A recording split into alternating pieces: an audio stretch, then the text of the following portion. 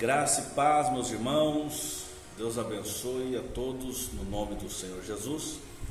Estamos aqui para a glória de Deus, para mais uma vez nós estudarmos a palavra do Senhor. E nesse dia eu quero estudar junto com você acerca do reino de Deus.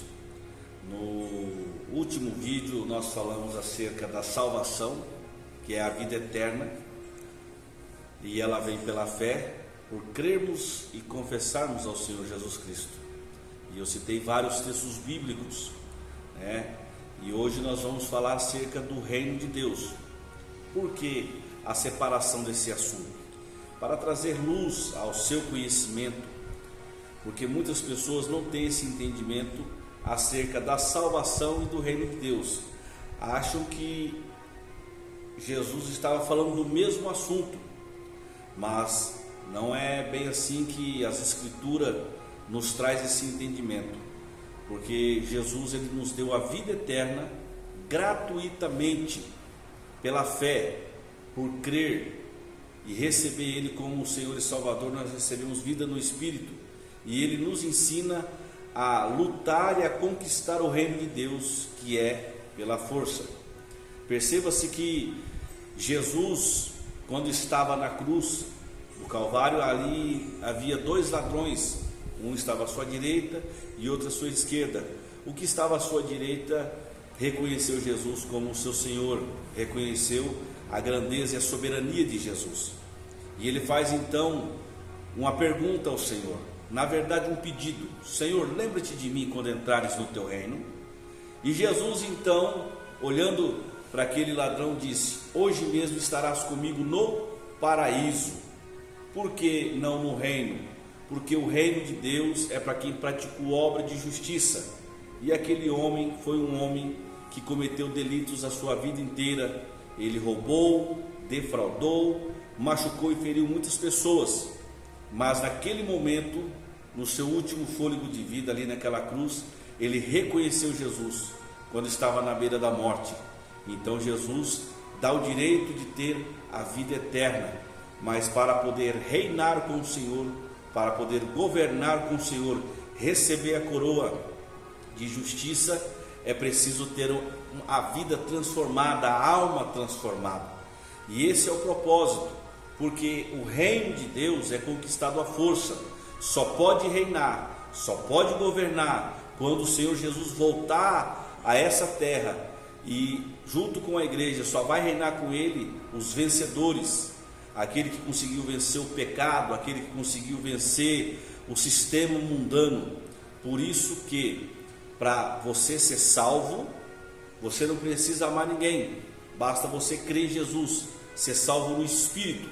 Mas para você receber salvação na alma, é necessário você amar o teu próximo, ou melhor, o teu inimigo, como Jesus disse: amai os vossos inimigos. Então, ou seja, o reino de Deus é conquistado à força.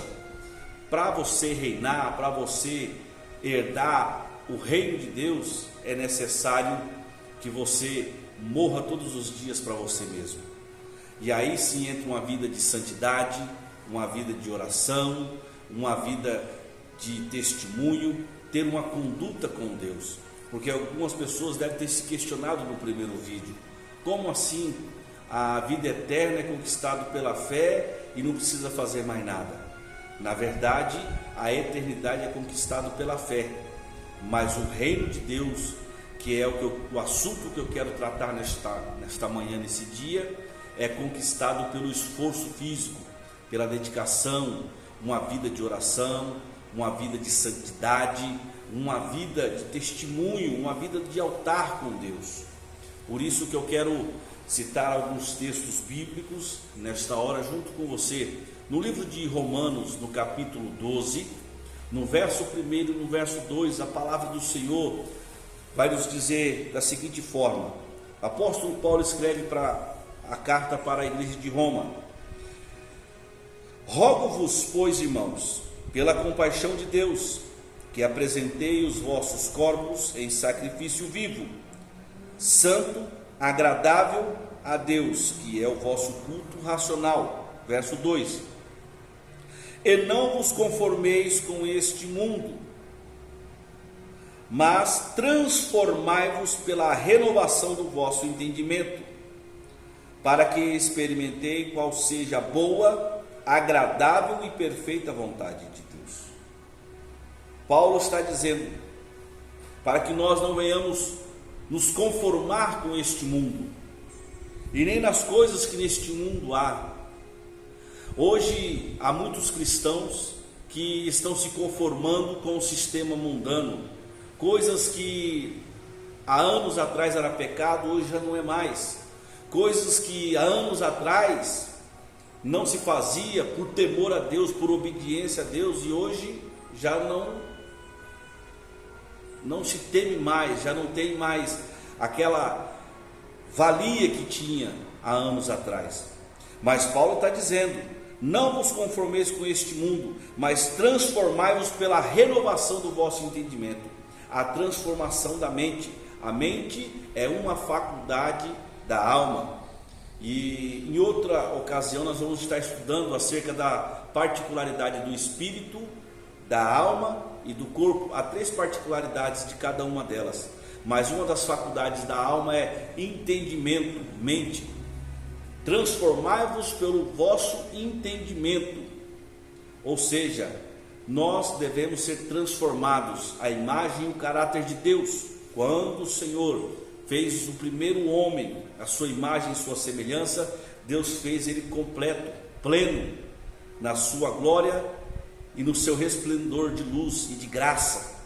Mas quando o homem desobedece ao Senhor, ele morre no seu espírito, e agora ele começa a morrer na sua alma, começa a se distanciar do caráter de Deus, da graça e da glória do Senhor.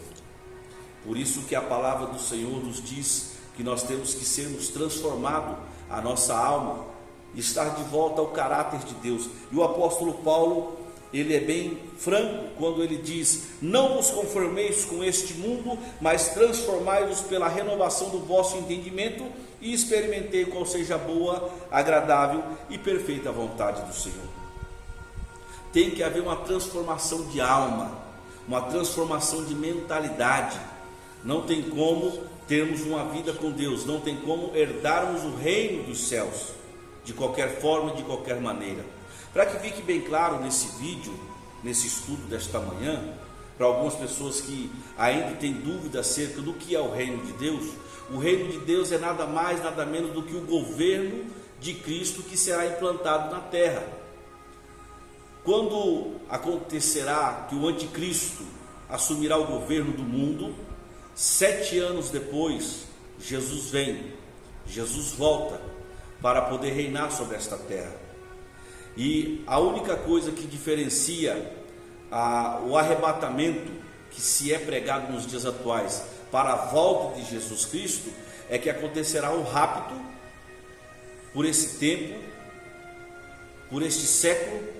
A gente não sabe o dia e nem a hora que o rapto acontecerá, mas os vencedores, os que têm a vida no altar, uma vida de santidade, uma vida de humildade, de compromisso, de comprometimento com Deus, têm uma vida de oração, que prega o Evangelho, que fala de Jesus Cristo, dá bom testemunho, tem uma vida no altar, esses irão subir no rapto.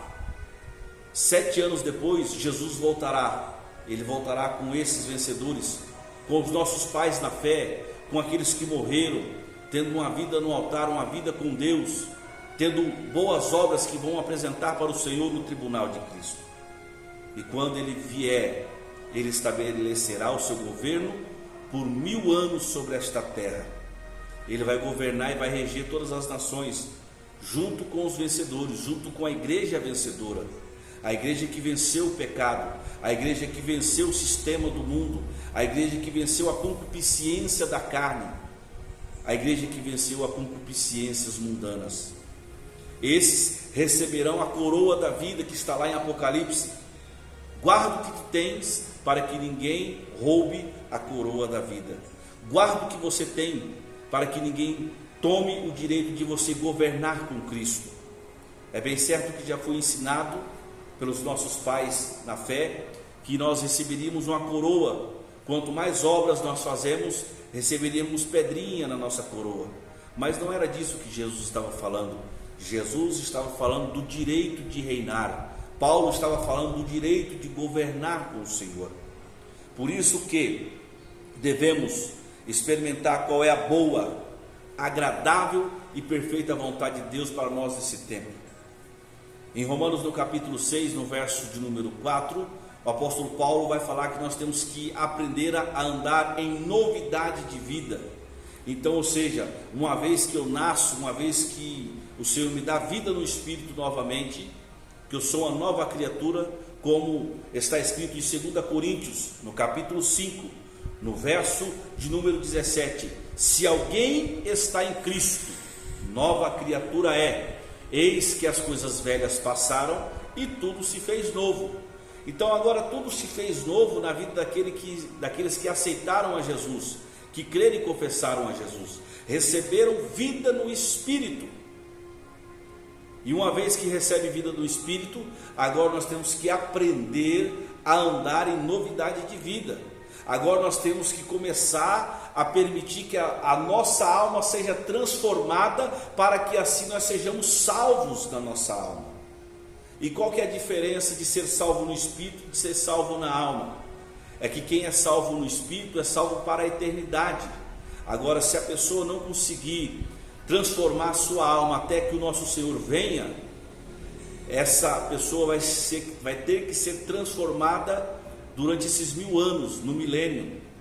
E isso vai ser uma coisa muito dura e árdua para aqueles que não forem transformados.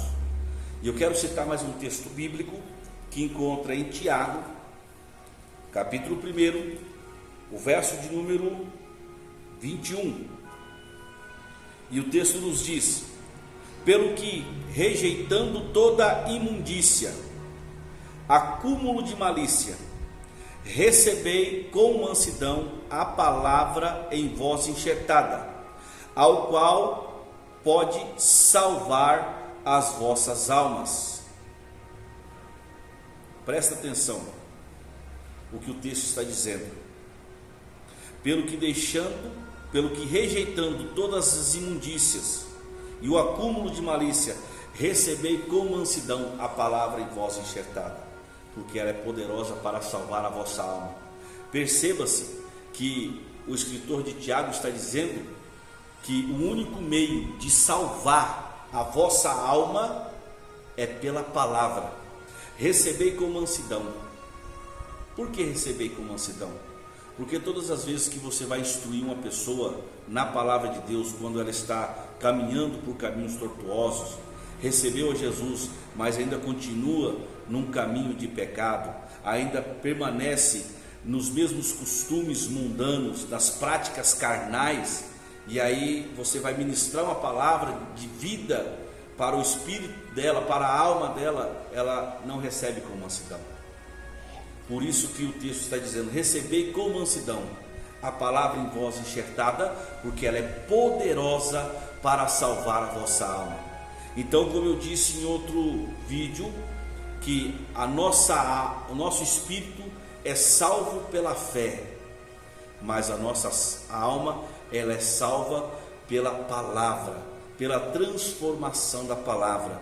Quando você recebe a palavra, quando você ouve a palavra, você começa a ser transformado. Há uma transformação no seu entendimento. Por isso que Paulo diz: mas não vos conformeis com este mundo, mas transformai-vos pela renovação do vosso entendimento. Por quê? Porque só assim nós poderemos receber a salvação na alma, receber o galardão, o direito de poder reinarmos com o Senhor. A salvação do nosso corpo vem na ressurreição dos mortos, quando Jesus ressuscitar todos aqueles que o Pai deu, todos aqueles que receberam Jesus pela fé, todos aqueles que confessaram e creram em Jesus, todos aqueles que um dia desceram as águas batismais e foram os seus nomes escritos no livro da vida, todos irão ser ressuscitados.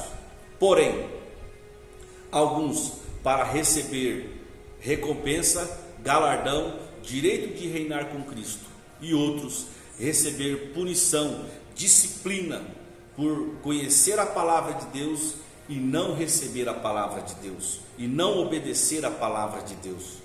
Então, meu irmão, fique atento a como você está conduzindo a tua vida.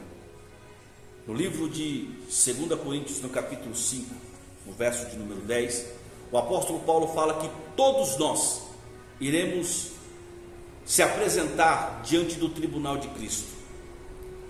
Serão 3 julgamentos: tribunal de Cristo, julgamento das nações e juízo final. Tribunal de Cristo é prestação de conta, onde todos os cristãos, todos que confessaram a Jesus, que creram em Jesus, entregaram a sua vida a Jesus, vão ter que prestar conta de suas vidas, dos seus atos. E Paulo diz: todos devemos comparecer perante o tribunal de Cristo. E lá nós iremos receber tudo que nós fizemos por meio do corpo físico, tanto bem quanto mal.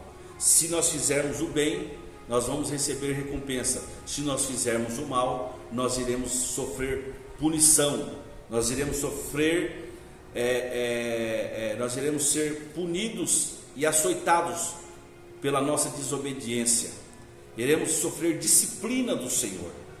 Para encerrar essa parte do nosso estudo, para que você não fique com dúvidas, eu quero ler o último texto que se encontra no livro de Lucas, no capítulo de número 12. Nós vamos encontrar uma parábola do Senhor Jesus, no versículo de número 47 e 48.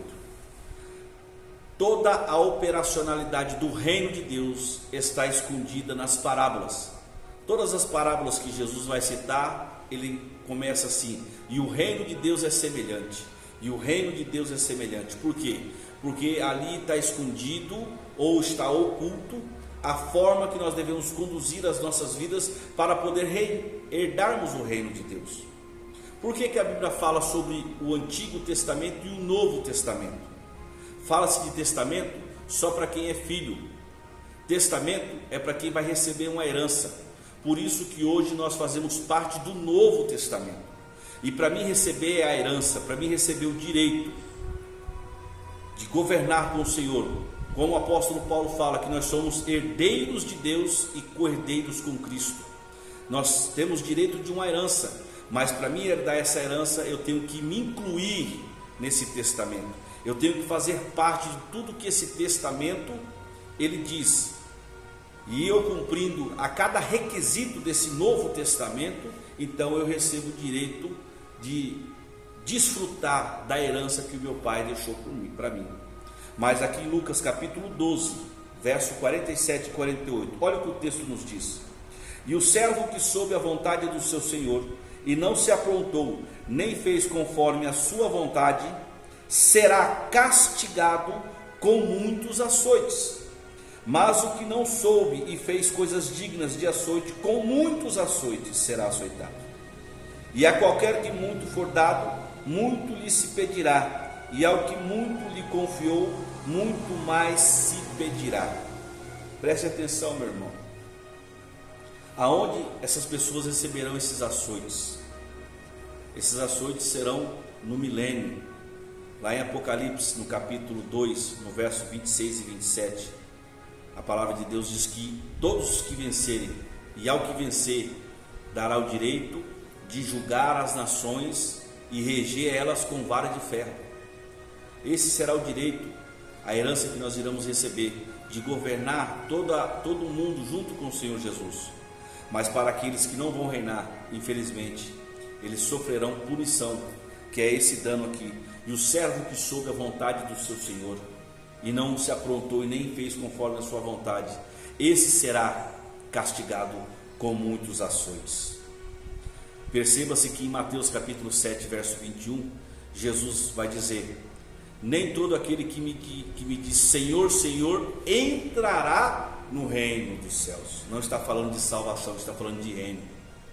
E Jesus então vai dizer que naqueles dias muitos vão dizer: Senhor, deixe-nos entrar. Em teu nome profetizamos, em teu nome curamos, em teu nome expulsamos demônios, em teu nome ressuscitamos mortos, em teu nome fizemos muitas maravilhas. E Jesus vai dizer o que? Apartai-vos de mim, vós que praticai o mal e a iniquidade.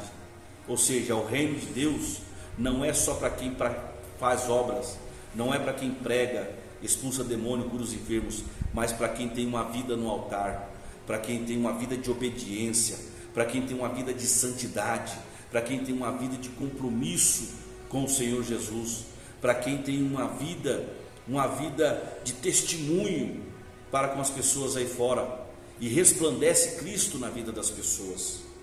Então o reino de Deus é bem diferente da vida eterna. A vida eterna você recebe quando você crê, mas o reino de Deus é quando o seu caráter é transformado, quando a sua mente é transformada, quando você passa a mostrar para as pessoas passam a ver Cristo em tua vida. Você já não vive mais para você, como o apóstolo Paulo diz, já não vivo mais eu, Cristo vive em mim. Amém, meus irmãos? Eu espero você até o nosso próximo vídeo, que esta palavra fique no teu coração, que você possa fazer uso dela e estude na tua casa. E eu agradeço você por esta oportunidade de estar comigo nesta manhã. Ore, contribua e divulgue esta obra no nome de Jesus.